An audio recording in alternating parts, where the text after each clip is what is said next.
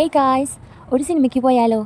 ഏതാന്നല്ലേ നമ്മുടെ എല്ലാവരുടെയും സ്വന്തം ലാലേട്ടൻ്റെ ചോട്ടാ മുംബൈ. ആക്ച്വലി ഞാനിത് 2 ദിവസം മുമ്പ് കസിൻസിൻ്റെ കൂടെ പോയി കണ്ടതാണ്.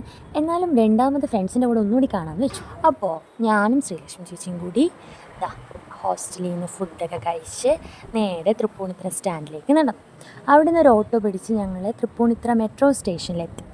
അവിടെ എത്തിയപ്പോൾ നമ്മുടെ കോളേജിലെ ഫ്രണ്ട്സ് എല്ലാവരും വന്ന് ഞങ്ങൾ നല്ല രീതിയിൽ ലേറ്റ് ആയതുകൊണ്ട് എല്ലാവരും ഓടി മെട്രോയിൽ കയറി കൊച്ചിയിലെ കവിതാ തിയേറ്ററിലെത്തി. കൃത്യം 9:05 തന്നെ നമ്മുടെ പടം സ്റ്റാർട്ട് ചെയ്തു കേട്ടോ.